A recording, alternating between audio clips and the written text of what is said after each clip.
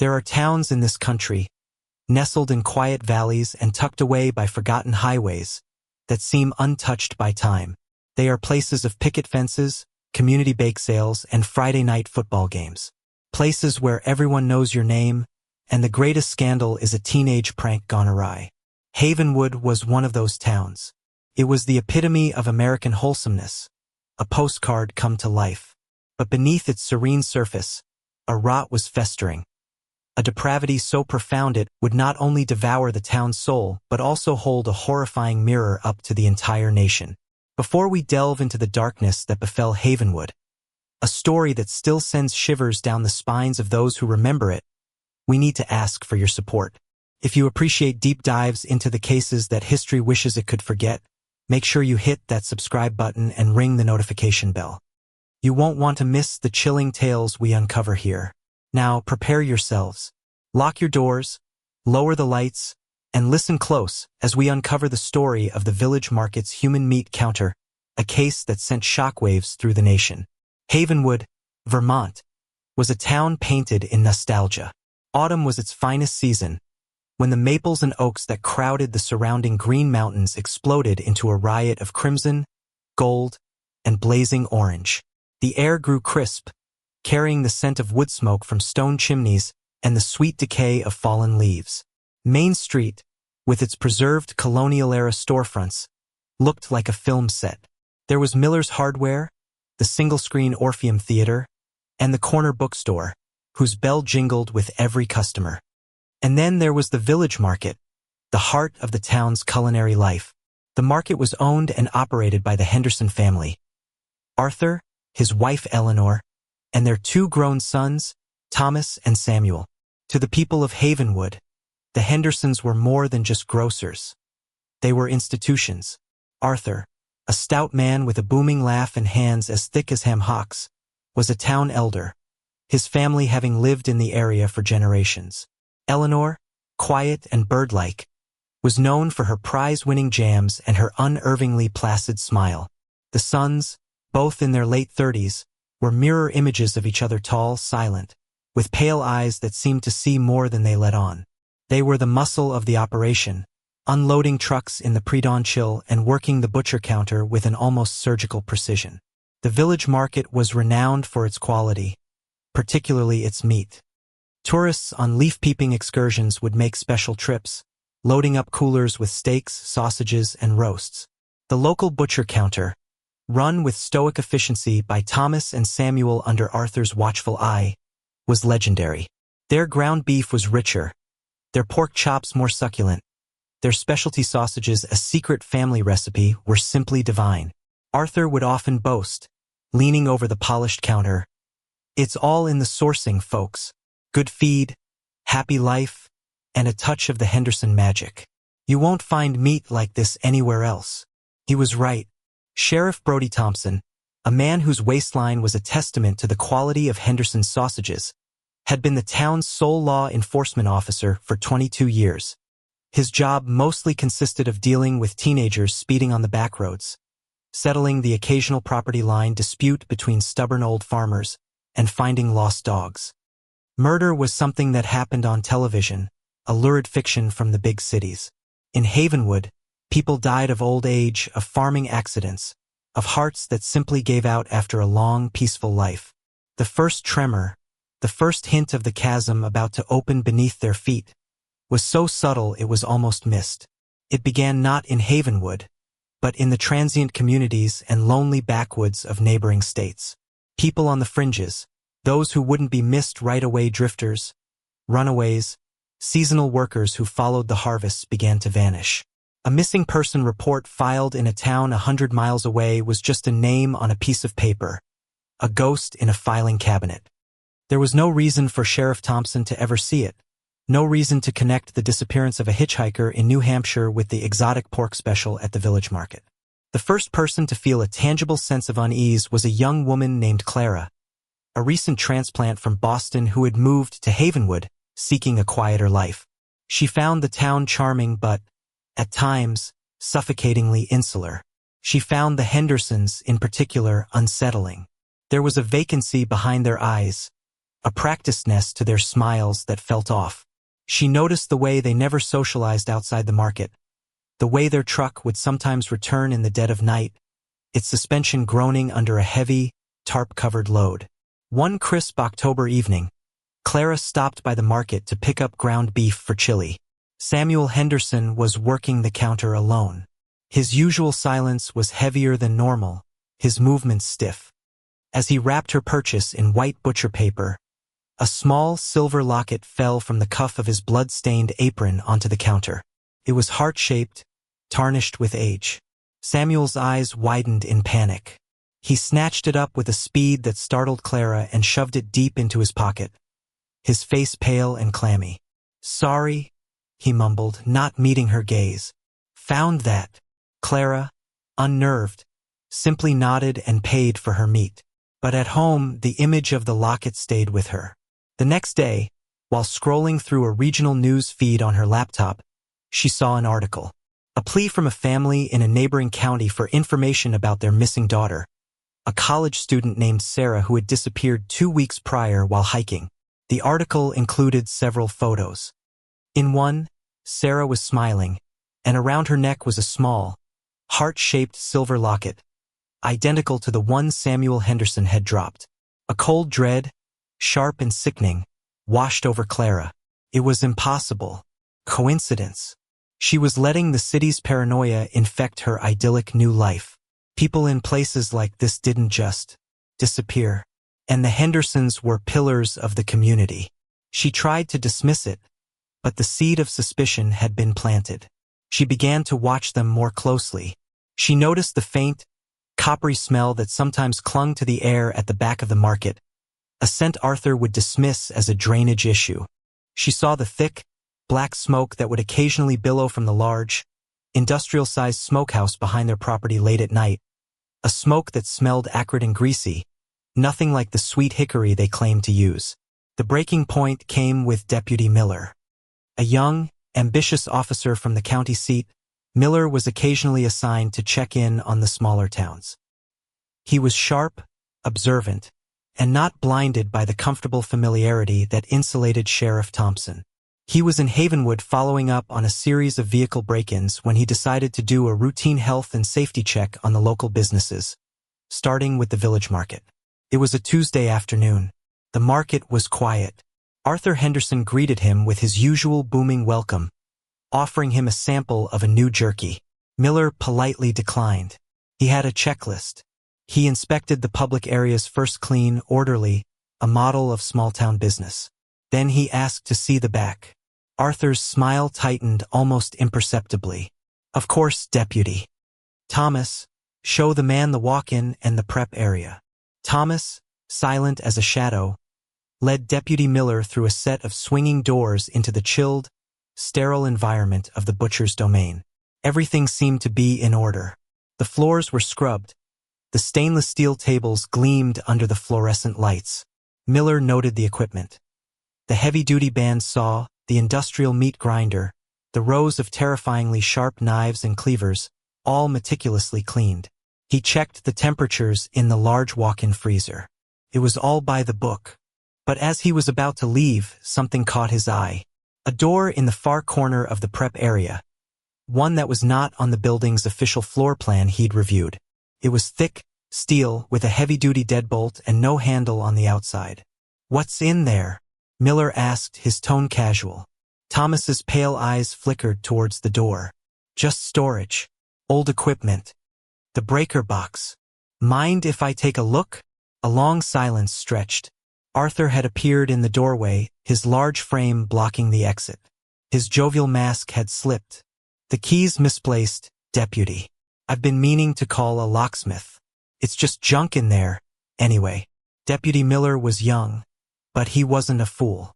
He knew obstruction when he saw it. The air in the room had grown thick and cold. "Arthur, you know the regulations.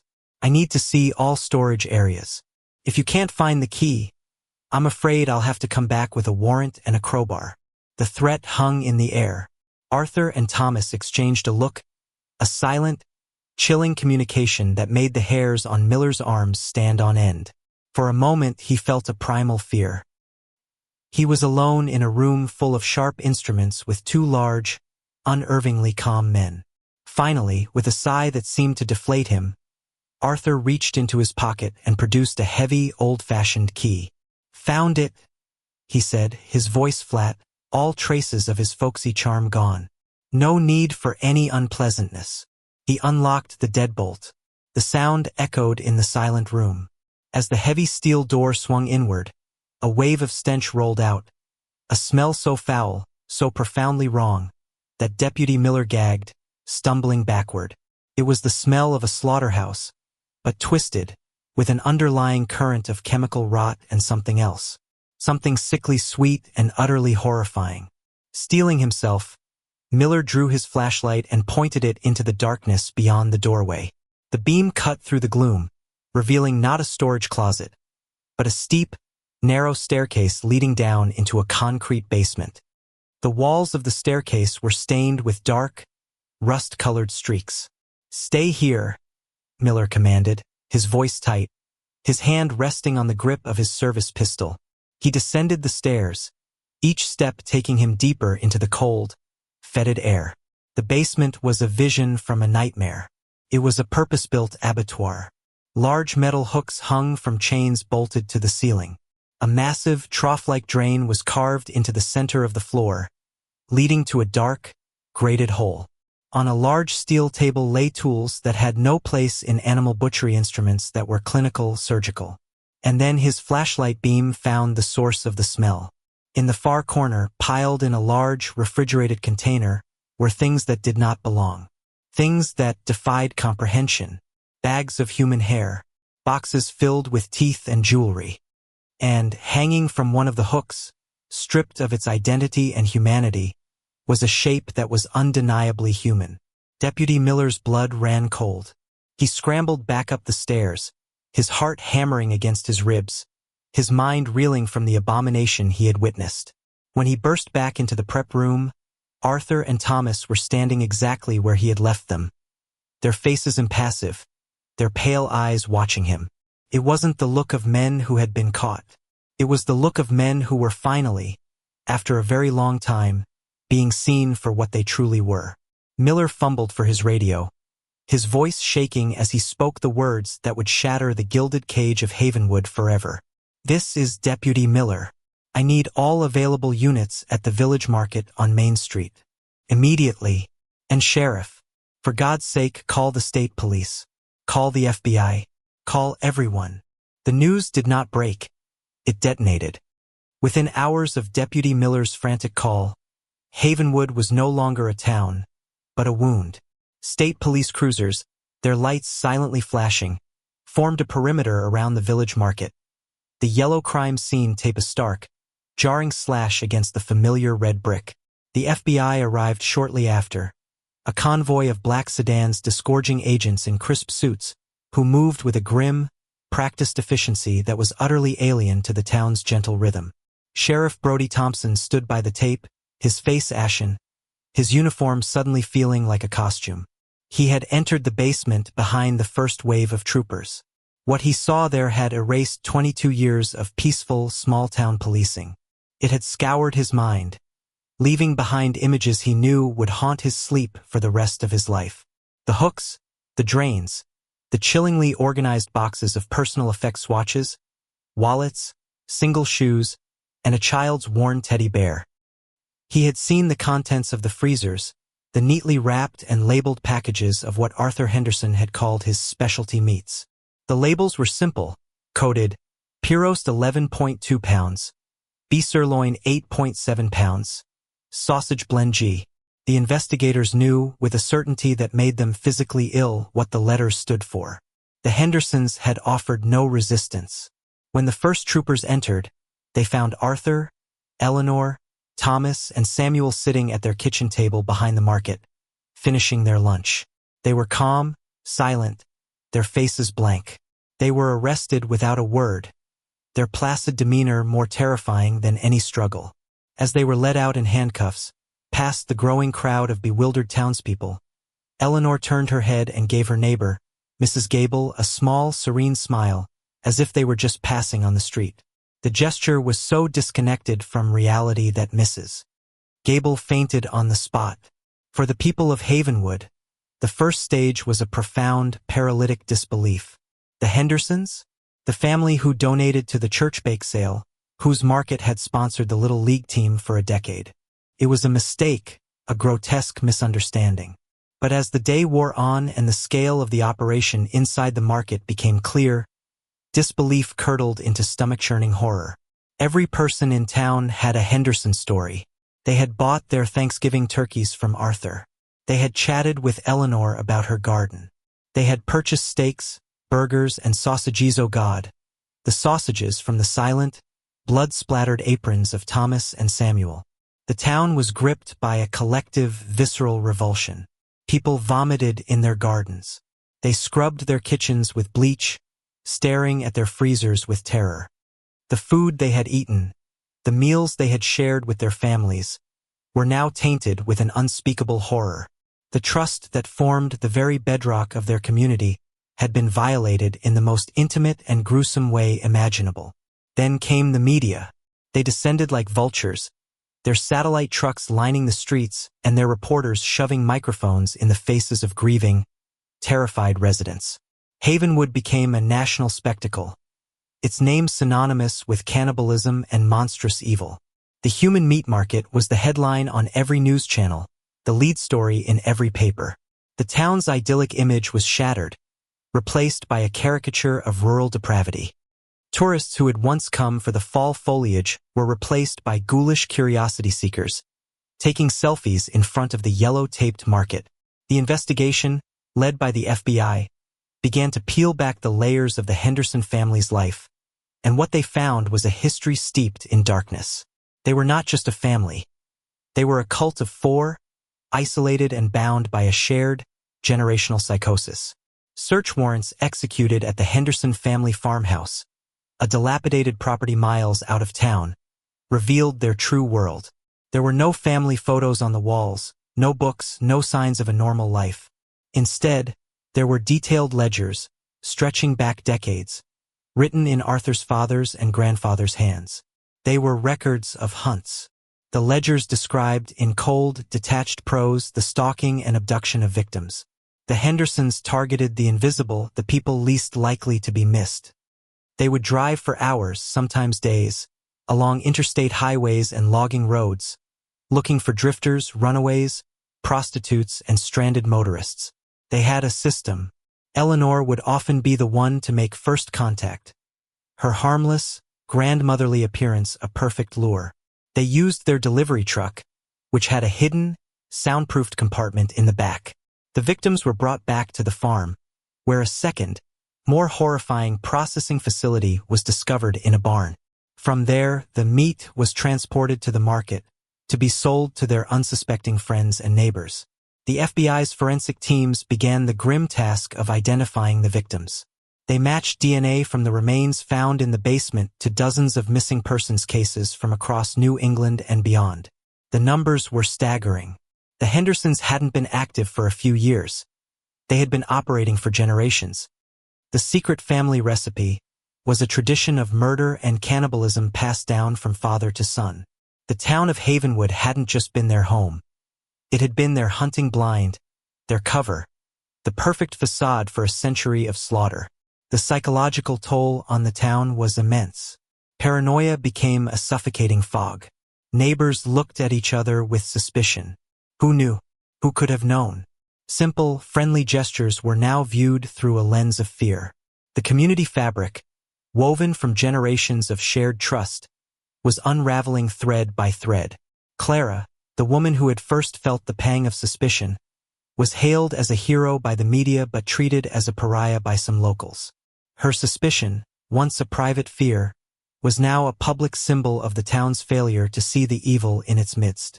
Sheriff Thompson was a broken man. He was forced into early retirement, unable to face the people he felt he had failed so profoundly.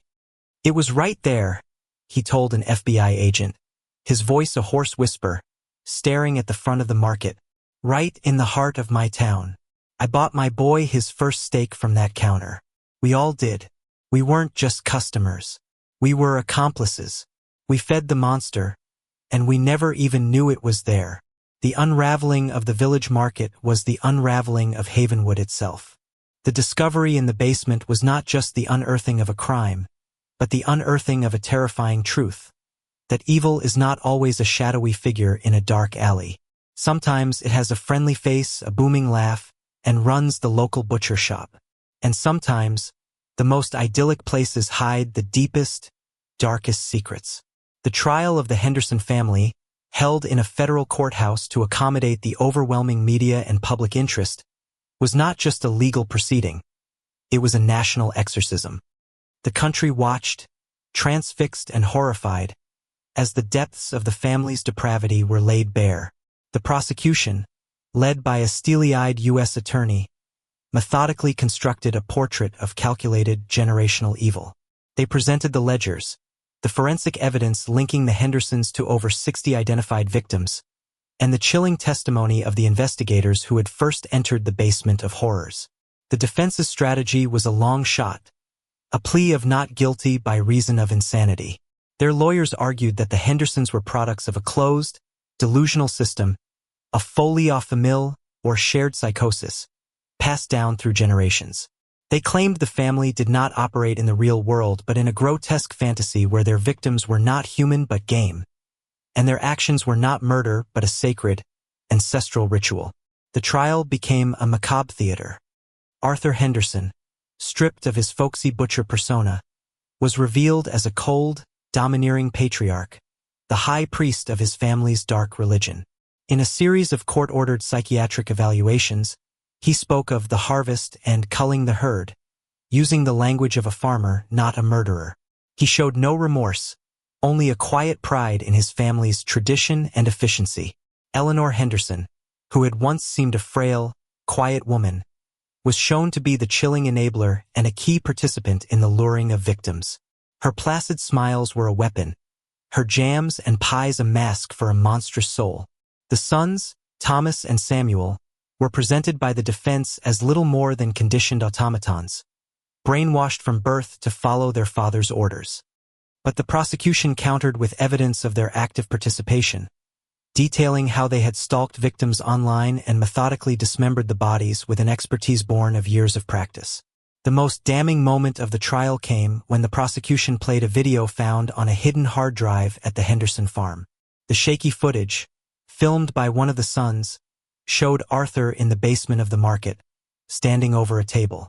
He was talking to the camera, explaining the best cuts with the same detached, instructional tone he used to advise customers on how to prepare a brisket.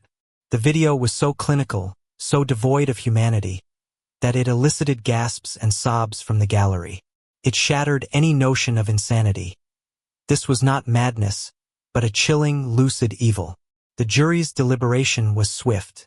All four Hendersons were found guilty on all counts: murder, kidnapping, conspiracy. The judge, in his sentencing, called their crimes an affront to the very concept of humanity, a descent into a darkness that words cannot adequately describe.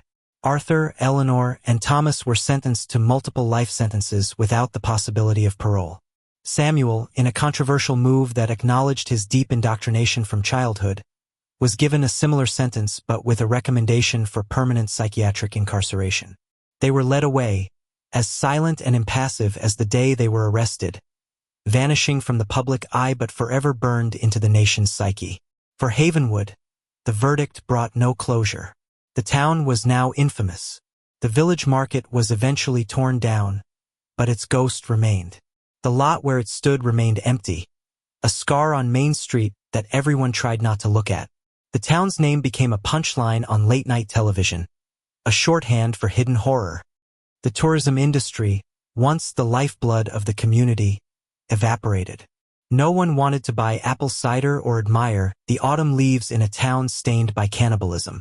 Many families moved away, unable to wash the taint from their lives. Those who stayed were forever changed.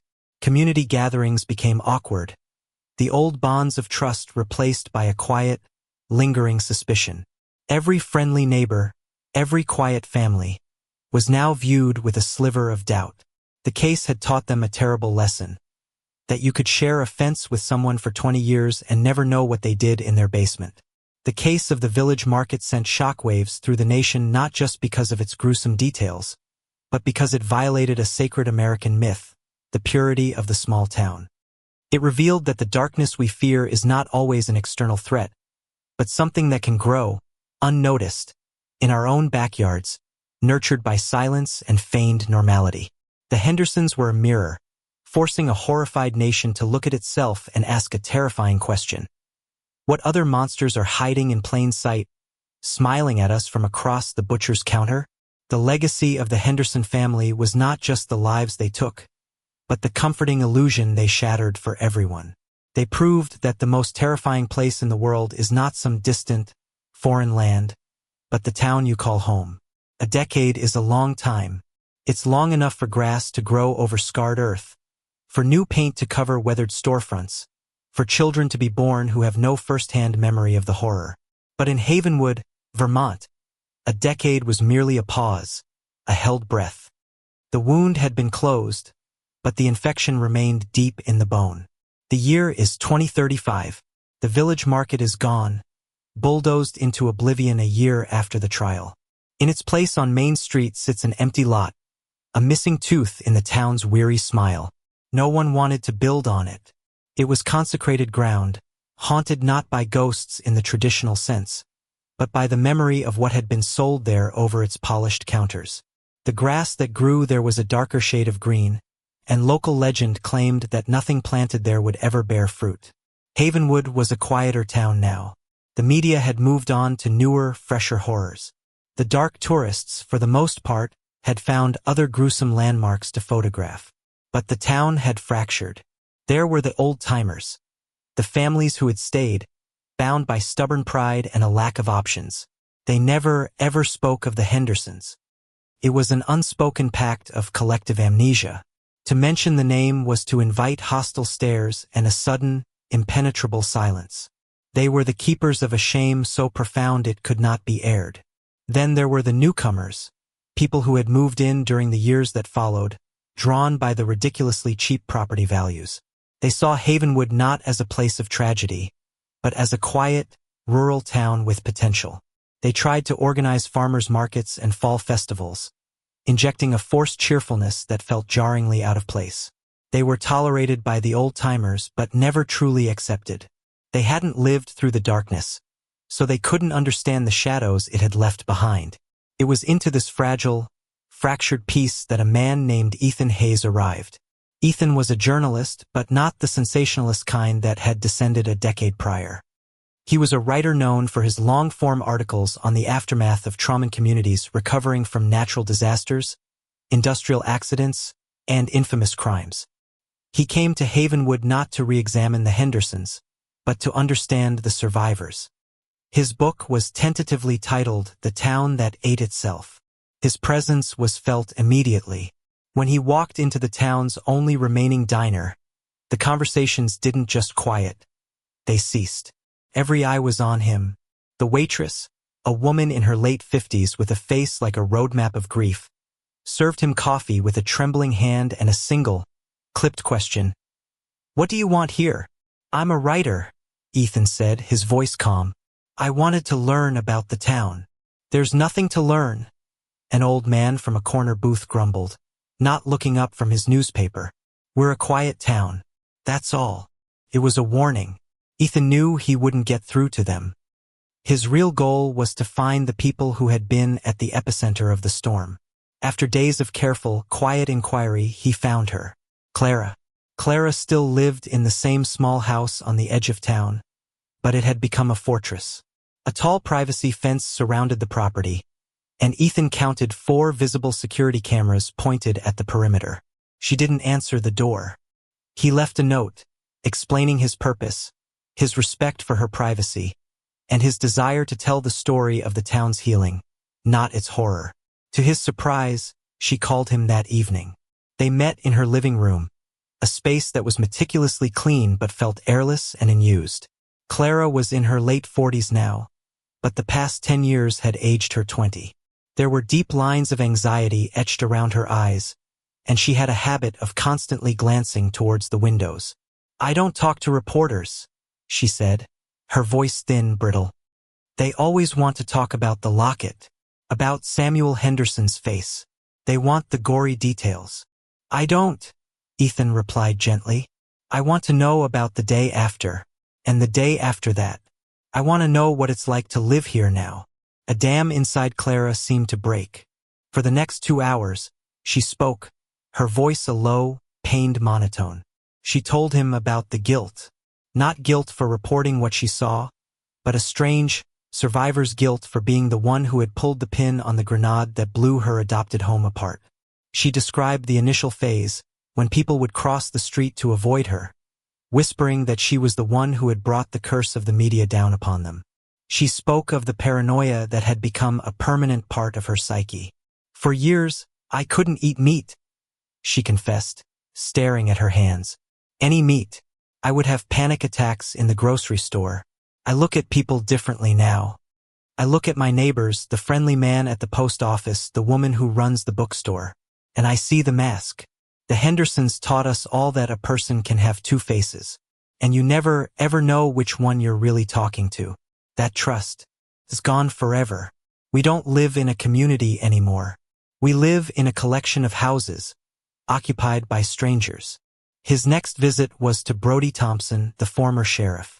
He lived in a small, run-down cabin deep in the woods, miles from the town he had once sworn to protect. The man who answered the door was a ghost. The portly, confident sheriff was gone, replaced by a gaunt, bearded man with haunted eyes. A half-empty bottle of whiskey sat on a table beside him. "You're that writer," Thompson said, his voice a gravelly rasp. "Come to pick at the bones, have you?" Ethan sat with him on his porch, overlooking the silent woods. Thompson spoke of his own personal hell. He hadn't just failed to see the evil. He had been its friend. He talked about fishing trips with Arthur, about how Eleanor had sent over a casserole when his wife was sick. "He stood right where you are," Thompson said, his gaze fixed on a distant memory. "Arthur, right there. We were drinking beers." He clapped me on the shoulder and said, "Brody, you keep this town so safe. A man can sleep with his doors unlocked." He said that to me, and all the while, he had people in his freezer. Thompson shook his head, a gesture of profound self-loathing. "People think the horror was what was in that basement.